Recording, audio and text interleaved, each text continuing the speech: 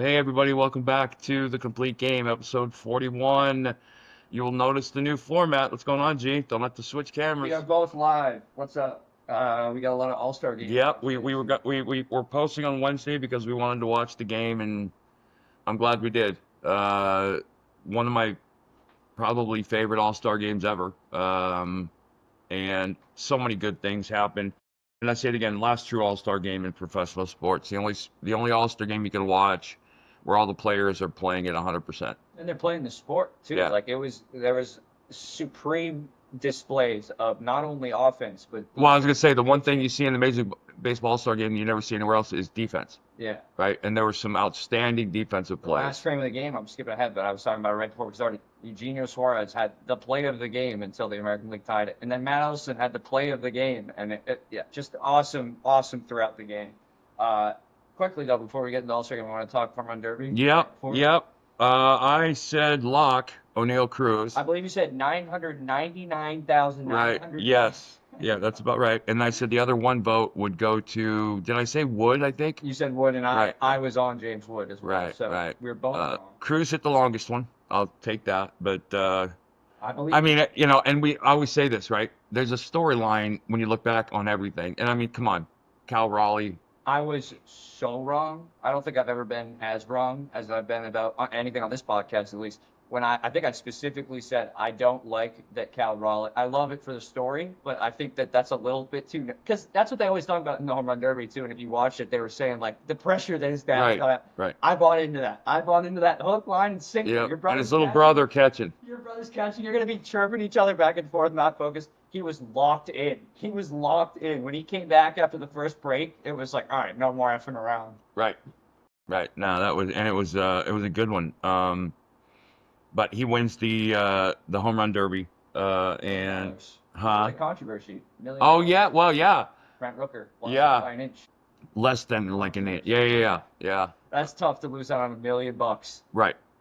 But as storylines go, he shows up in the All Star game late in the game with a 3-run bomb to no doubter, no losing by inches, and they ended up with a tie game. I didn't realize going in that they had this home run tiebreaker. I don't know what I was. Neither did Kyle Stowers. So Yeah. I read a article by Stephen Nesbitt on the Athletic, great article about the swing off at the end of the game and guys' reactions. So Kyle Stowers, who led off for the NL, didn't know that was happening. Right. Dave Roberts, he found it when Dave Roberts walked over and told him he was hitting first. He was hitting first. Okay, Why? and we're looking at the All Star teams. Nothing against Kyle Stowers, but you got to explain. Well, no, I'll explain it. Yeah, But you got to tell them. first of all, what'd you hear? Why was Kyle Stowers it? So I was unaware of this growing up in baseball and being at plenty of All-Star games with you. Apparently, Kyle Stowers and other guys, I don't want to throw anyone under the bus, guys not of Kyle Schwarber's ilk were in the swing-off because they had left.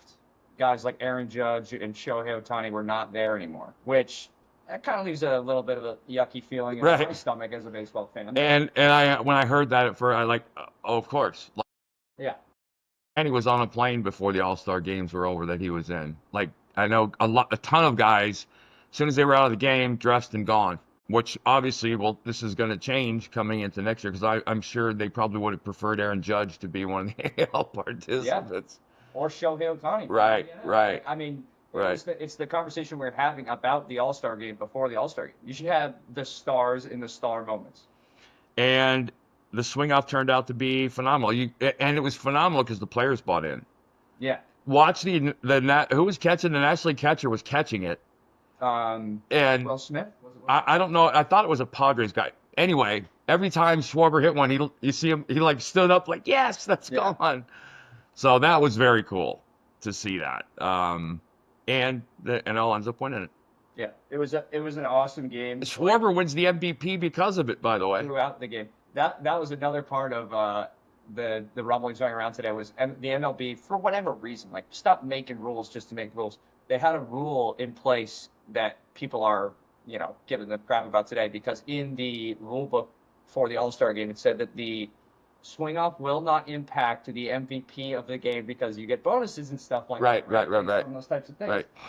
Kyle Schwarber hits 3 home runs, gets 0 hits in the game, Right. wins MVP. He wins MVP because of the swing off. Yep. Despite the rules saying the swing off doesn't matter. Yeah. Okay.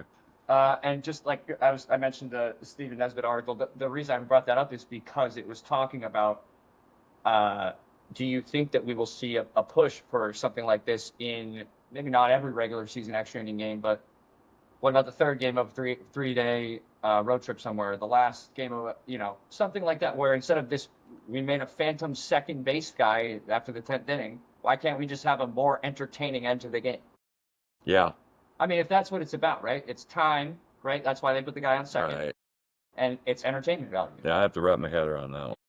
It's a question that I hadn't thought of. Well, you can bet that conversation is taking place somewhere. Absolutely, and that's what the article was about. Yeah. Like, it will be an absolute table talk for the MLBPA in the off season for the next couple of years about, do we extend this beyond like all-star exhibition games, Right? Like the balls and strikes challenge that we saw last night too. Which I liked. You liked? I've always liked that. I like the fact that you have the option. I think it's pretty brutal for the guy who's batting. I think it happened to Fernando. Well, and Machado, I think too. Was it Machado? It was strike 3 in the inning. Strike 3. Yeah. Oh no. He was standing there and he was like, I kind of thought that was a strike too. And and I think I forget who's on the mound, but he calls the challenge and he knows the whole time, I'm getting that. Yeah. He gets it. Machado or Tatis, whoever, just stand there with his hands up like, what did I do? Right. Right. Well, then you're gonna inject into the game another potential understory or sub-story of umpires like asking players not to challenge. Explain that. Well, so if I'm the catcher and I call a challenge and I overrule the umpire, he's embarrassed, right? The umpire's embarrassed every time they get overturned. So if I'm the catcher and I have an umpire back there who I know he's going to take it out on me when I hit because I challenged his call and overturn, you know what I'm saying? Account Raleigh. Right. Oh, it won't be a big deal, but it will play. It will be one of the unwritten types of rules. Yeah. For sure. Yeah. I could see that. Yep. One of the other things I wanted to bring up in the game was the. I was just going to say, let's talk about the mic'd up. I love this stuff. I said the first time they did it, it might have been Freddie Freeman in spring training or Mookie Betts. Yeah. I thought it was an absolute. I said that's the next plateau for professional sports. It was awesome. So the first inning it was. You have to have the right people. Yeah, the first inning was pitcher and catcher. It was Scooble and Raleigh behind the plate. And Kershaw was awesome. Next thing it was Kershaw. Kershaw was great. Suck it, big dumper in the dugout. Right. Hilarious. And then even like they had Jake Wilson and his father on mic together during the game. That was super cool. Yeah. Stuff like that. I laughed at thinking about Kershaw. I was like, in the middle of his delivery, he's like, I'm going heater here. And then he throws the fastball. He goes, and you hear him grunt. He goes, what was that, 91? Like he's all embarrassed. And then Tucker makes the great play. And he's like, oh, that was awesome. But like you could tell Scooble coming off the mound was like, I need to get off. I'm pissed. I just gave up 2 runs. The other one, it's so funny. Like those moments are so good, and then you're like, all of a sudden you're giving up 2 runs in the first inning of the All Star game, and you're like, yeah, this isn't as fun to be on mic anymore, guys. No. Yeah, because I can imagine. Like I was thinking about it. Like I was thinking about when I played, going back, who would I have? There are some guys that would have been priceless. Give me a couple like. Ancillary from just so the two like 2 teammates, 2 guys in the league. 2 guys that in the league. One was a teammate. 2 guys that would have been, wow, this would be cool to hear. With Pedro and Clemens. Pedro, really? I wouldn't have Pedro. Like Pedro seemed kind of like a silent assassin. Right. No, I could see him like before he throws to Kareem Garcia, telling everybody in the world, "Watch this." Right. Okay. Yeah. So not as much quantity, but the quality. Quality. Right. And the 2 other guys I came up with, and I'll come up with another one. The 2 other guys that I came up with that would have been their own social media empires if they had been Mike was Sean Casey, the mayor, and Rex Hudler. Those 2 guys would have been off the charts with just the sayings, just the stuff that comes out of their mouth would have been just must-watch TV. And then probably, I think I would have been a good guy to Mike. I'm not sure, though. I don't know how I would have taken that because I was always, focused and whatever. But I don't know. I always thought that I had I always thought that I had interesting thoughts when I was on the mound. So, Well, that is also the other fun part of it. Like you watch, if you're a sports fan, you watch sports all the time, and you wonder, God, that must be awesome. I wonder what that guy's. Now we get to know some of the time, which is very cool. And like baseball, above all those other sports, is one where you have downtime too. Well, you can imagine. Can you imagine having a really talkative Rex Hudler in the outfield with all that downtime? The stories he would be telling. Or like little moments, like they had PCA tagged up with a mic at one point and just talking about being in Chicago, and Kyle Tucker's in right field, and they come together for a flat ball at one point. Like little moments like that, where he's like, "I thought you had it." I love that stuff. Yeah. I live for those clips in all the sports. It's the things that the media can't give you. It humanizes these guys with numbers and jerseys. Yep. And a little side thing, I was thinking about this. We would be done hearing about the fake race hoaxes. Or if you're mic'd up, any of that. well, but right, if you're mic'd up and you're Ketel Marte, we would have heard what the fan said to his about his mother. Or Jaron Duran last year with the homophobic slur. Yep. There would be no question. Nope.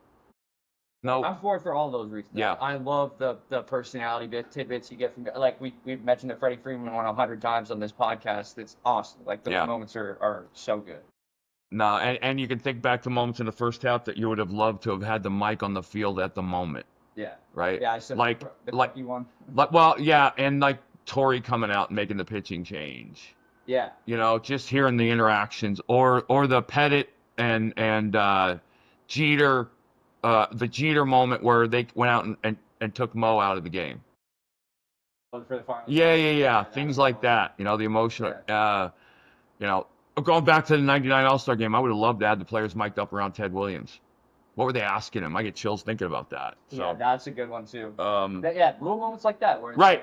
Well, can you imagine Joe Carter being mic'd up? God, I swear, I was just thinking I wasn't gonna do that to you, but yeah, just dropping a mic into some of these moments would be unbelievable. Yeah. Or Gonzo walking off. Yeah, the 0-1 World Series. Yeah, I mean, we could go on and on. Anyway, I want to get to two quick things beforehand. I want to shout out to Ryan Sandberg, who just put out a public statement. Still fighting prostate cancer. He was diagnosed a couple years back. He was dubbed clean, and then it came back and spread. And he just put out a social media post that said that it worries me because it sounds to me like we're talking about something more serious. But he's just said he's trying to focus on the time here and the time with his friends. So we're obviously thinking about and praying for Rhino. And a little story that got very little publicity, but that is seismic in its impact with players. The Texas Rangers gave Nathan Eovaldi his $100,000 All-Star bonus, even though he didn't make the All-Star team. That's awesome. I did not know that. Because he should have made the All-Star team. He should have been one of the guys that was there and whatever. Yeah, but we're also talking about, like, that conversation sucks. It's awesome to give the guy his due. Well, Nathan Eovaldi is a dog. It's $100,000 in $1 billion organization. It's meaningless to the team, but monumental for players. Those are the things, when you talk about free agency and the little things that matter, those are the things that matter to players. That is a non-Red Sox, non-Yankees. Yes. Agree. I don't know about the Yankees. Definitely the Red Sox. No way. But unless your name's Derek Jeter or Jorge. But I think Brian Cashman's a pretty good dude.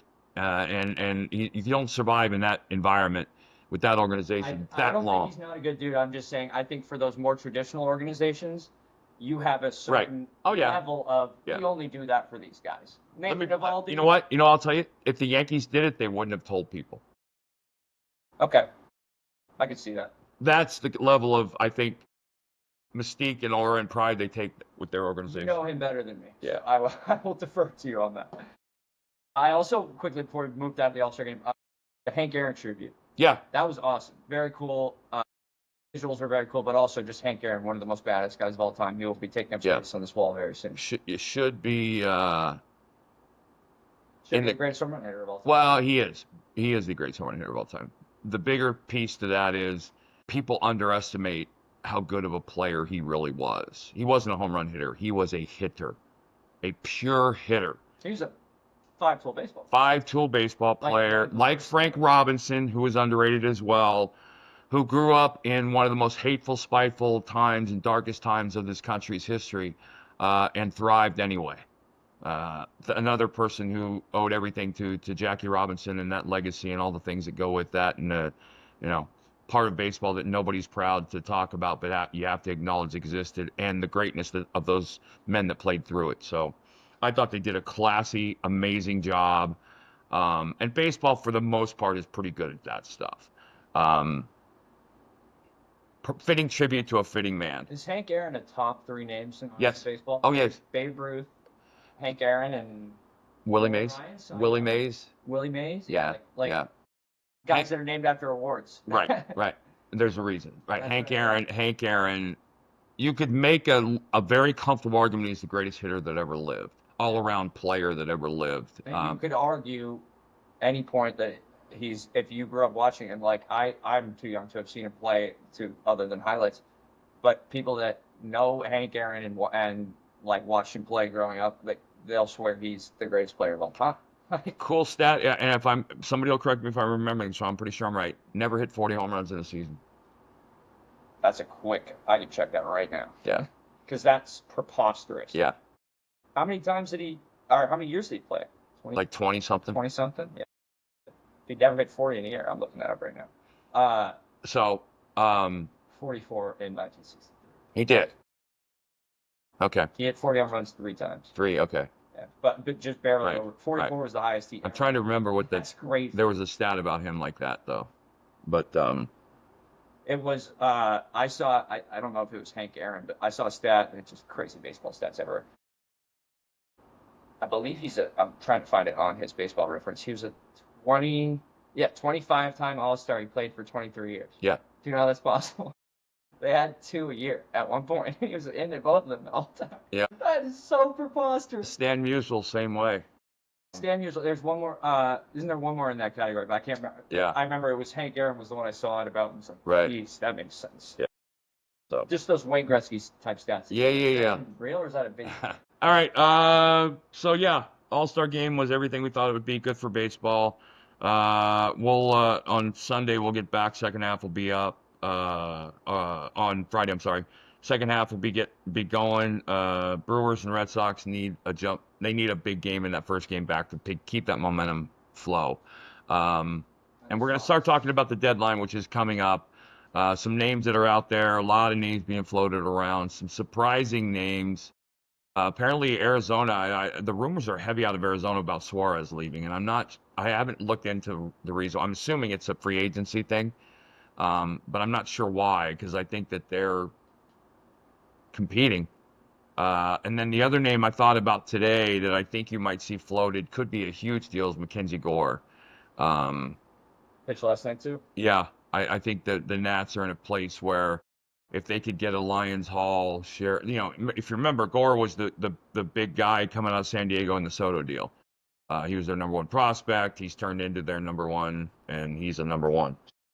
All right, guess your teammate. James Wood was also a part of Yeah. But Like I said, every piece you trade, you have to fill again.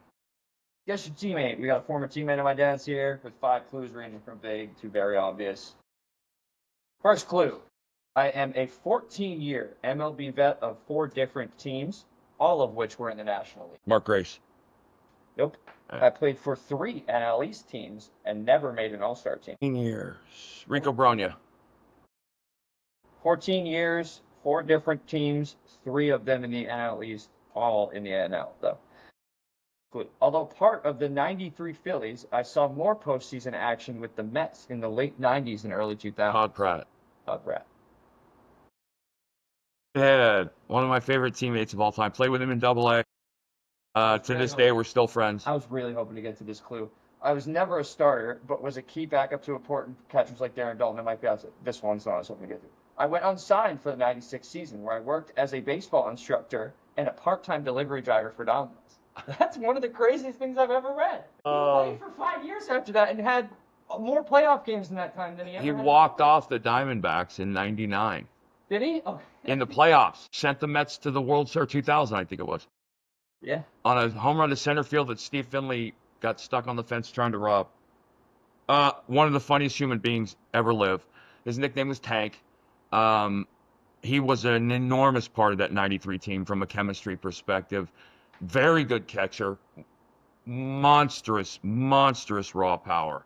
But found his niche as a backup, accepted it, never wanted to be a back, but played and was just a great teammate, great human being, great human being. And I actually still talk to him occasionally. But Todd Pratt, good dude, good dude. All right, good one.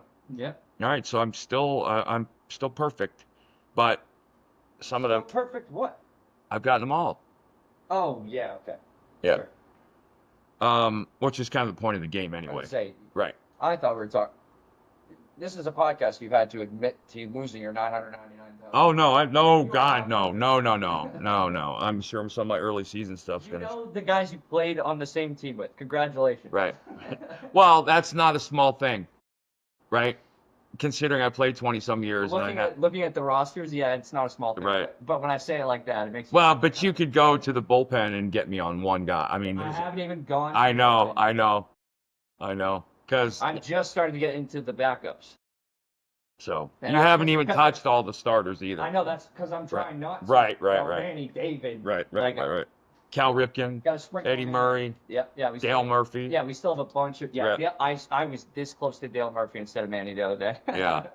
All right, we'll be back on Friday, regular time, regular place. Hopefully the new format. Let us know about the new format, and also Garrett is working on, and he's doing a lot of short stuff, cutting clips from this and sending them out there. So You guys will see. I'll actually post it throughout the episode. We'll have our new handles. We got Twitter. We got our YouTube updated with the right tag. We have a TikTok account. We have one more that I'm blanking on. Oh, Instagram. Facebook, Instagram, all of it. Yeah.